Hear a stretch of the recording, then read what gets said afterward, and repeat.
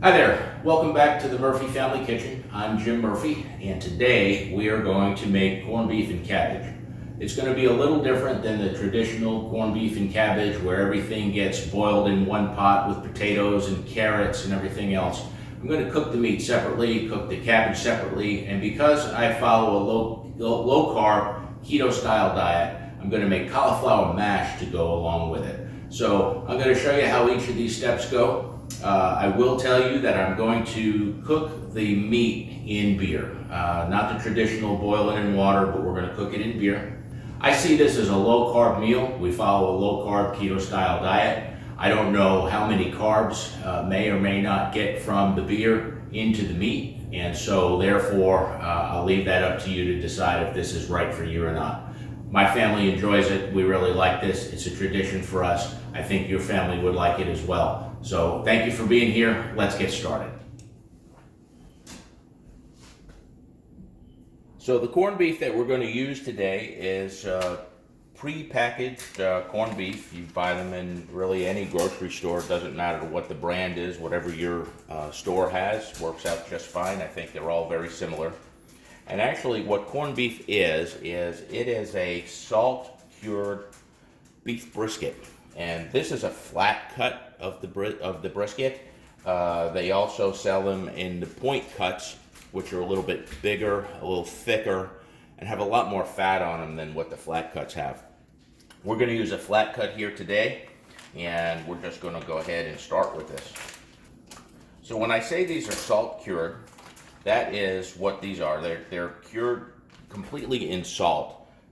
It's called corned beef, but there's actually no corn involved, in case anybody was wondering.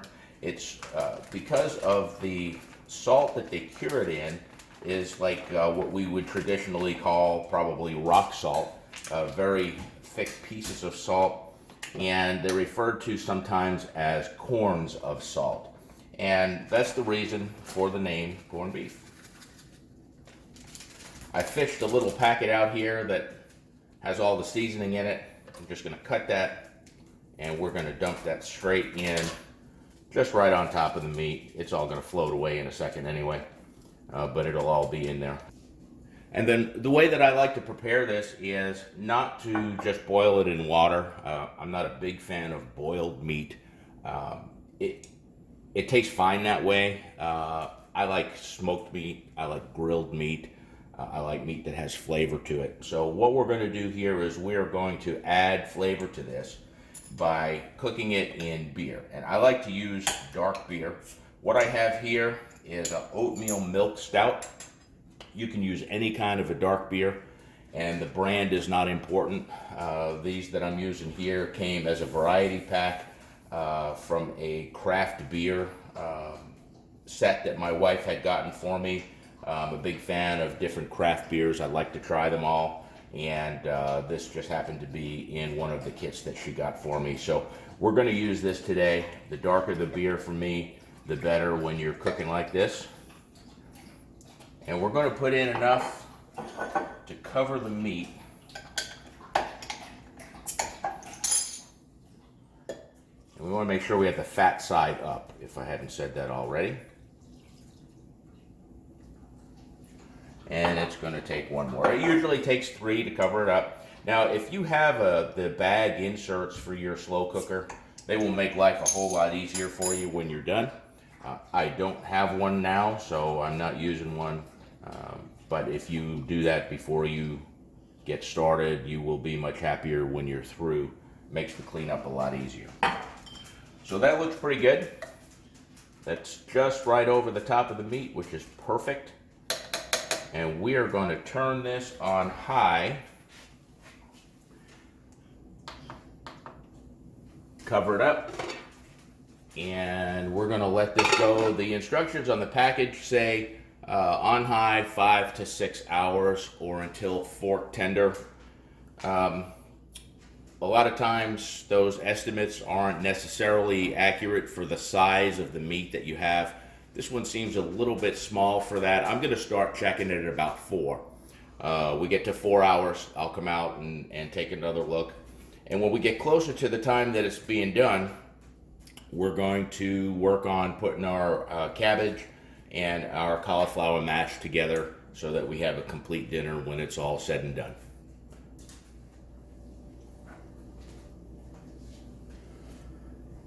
Okay, here we are back at the crock pot. It has been just a little over 4 hours, about 4 hours and 10 minutes since we put this on. So let's check it here. Stick the fork goes into it real nicely, and it is not falling apart. So that is just about where we want it. We're going to leave the lid on it here for a little bit, and we're going to get started on our side dishes. So to get a little bit of a head start, I went ahead and I chopped up the cauliflower, nice big chunks. You don't have to get it too small. We're going to put it in the food processor here in a few minutes, but we're going to start that. We're going to get that boiling, and we're going to let that cook until those are fork tender. So that shouldn't take too long. In the meantime, we're going to work with our cabbage. And I want to quarter this, and I'll cut that core out after we get it quartered.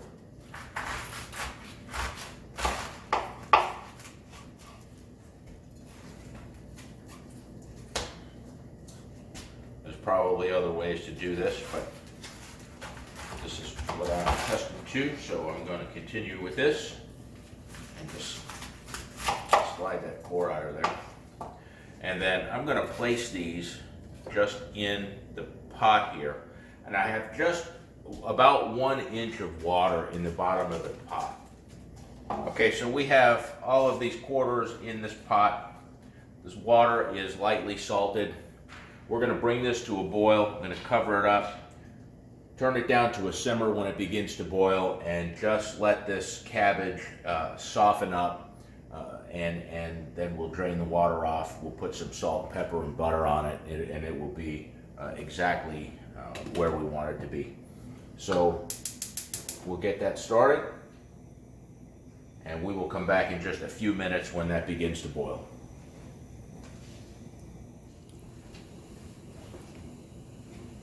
All right, we got some boiling going now, so we're making some progress. The cauliflower is boiling good. The water in the cabbage is boiling. So what we're going to do here is we're just going to take these quarters and flip them so that we get some cooking on both sides, and then as that water boils off, it'll steam the rest. You'll see that it's starting to already get nice and soft, and so we'll cover that back up here and let that finish. And we'll be back again in about 5 minutes.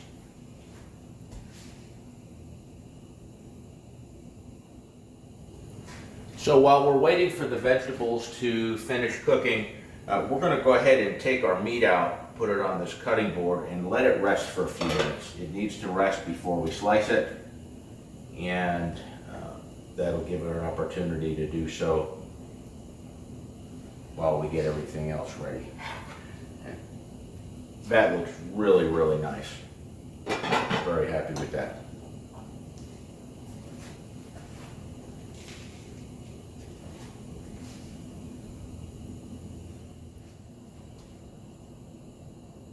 And it's been about 5 minutes since we checked these last. That's looking good, but it has a little bit farther to go. So we're good here. And we'll check our cauliflower, and it is ready. So we're going to go ahead and drain that, and then we'll take it over to the food processor and move on to the next step.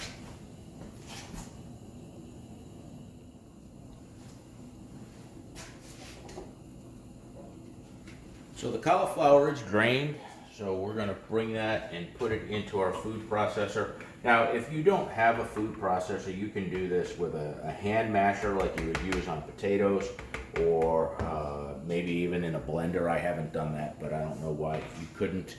If that's the tool that you had to use, either way, I think you would be very satisfied with the outcome. So what else we're going to put in here is I've got about a half a teaspoon of salt, half a teaspoon of pepper, and then I have 2 ounces of cream cheese, and about 2 tablespoons of garlic butter. So I had some garlic butter already made. If you don't have that, you can just start with regular butter, add about a teaspoon or maybe a teaspoon and a half of minced garlic. If you warm it up a little bit and you extract some of that flavor out of the garlic, you'll get the same result. And so we're going to close this up here, and we're going to let this machine do its thing. And this should give us a nice, creamy cauliflower mash, very much like mashed potatoes. And this is something that everybody in my family likes and enjoys, so we have this quite often. Let's take a look, see how we're doing. Make sure we don't have a lot of clumps, which we do not, so we're good. This looks very nice. I'm going to put the lid back on it though, just to keep it warm. I think we still have a couple of minutes to go on our cabbage. Almost there. It's starting, all the layers are starting to peel apart now. It's really just down around where the core was. That's just a little bit tough still. We're going to give that one more minute. Then we'll drain this off and I'll show you what we're going to do there. So while we're waiting for the cabbage to finish up, this meat's been resting now for about 3 or 4 minutes. Let's go ahead and slice some up, see what we look like here. Slicing very nice. Holding together really well. That looks awesome. Very, very nice.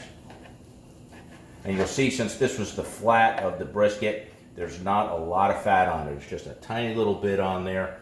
This is a really nice piece of meat.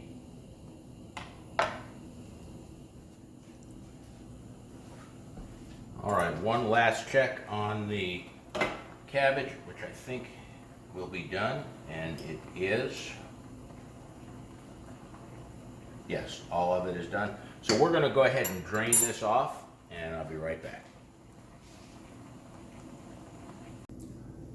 So with all the water drained off now, we're just going to break these heads up a little bit, these quarters. You see it'll free up all of these leaves. They're nice and soft. They're tender, but they're not mushy at all. Sometimes you can overcook cabbage to where it's almost slimy. We don't have that in this case. This is all very nice. Probably call it a little bit al dente maybe. And then I have 3 tablespoons of butter that we're going to let melt in here. And we just kind of move this around so everything gets coated. And then once it's plated, certainly anybody that prefers to have more butter can certainly put it on, salt and pepper, however you want to dress this up. Afterwards is great. So this is a great alternative to the traditional type of corned beef and cabbage that you would have. I don't really care for boiling it all in the same pot.